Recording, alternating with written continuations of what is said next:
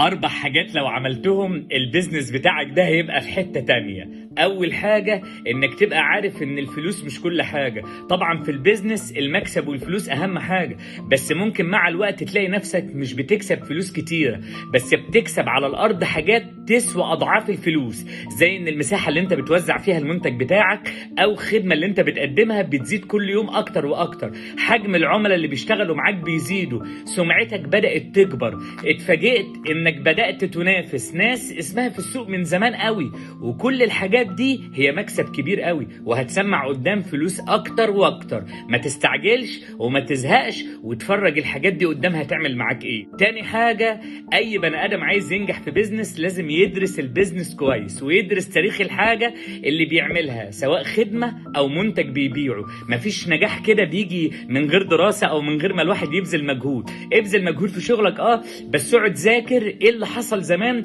وذاكر الناس اللي حواليك. في كده جملة دايما تقول لو الصديق قريب منك جدا فالعدو لازم يكون أقرب وأقرب. وبغض النظر ان لقب العدو انا مش عايز اقوله، ولكن خلينا نقول المنافس. اما تدرس المنافسين اللي حواليك هتتوقع هم هيعملوا ايه وهتقدر تطور نفسك عشان تجاريهم في اقرب وقت. الدراسة ومذاكرة السوق اللي حواليك كويس هتخليك تنجح جدا جدا. تالت حاجة ودي خطيرة، اوعى تاخد قرار سريع.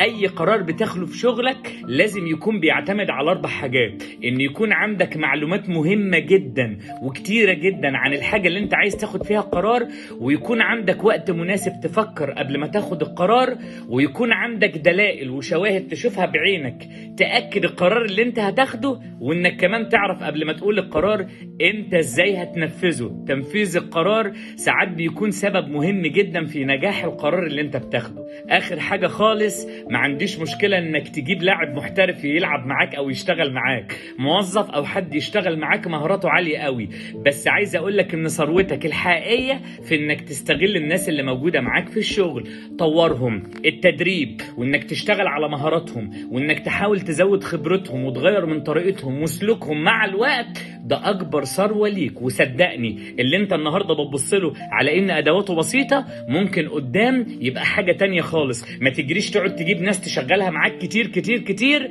من غير ما تشتغل على اللي عندك. مش معنى كده بقول اقفل الباب قدام المحترفين، ما عنديش مشكلة انك تجيب محترف، بس عندي مشكلة انك تسيب ناس موجودة قدامك انت تقدر تخلق منهم مليون محترف. اشتغل عليهم، دي ثروتك الحقيقية. طبق ال4 حاجات دول وانت بزنسك هيبقى في حتة تانية. شكرا ليكم.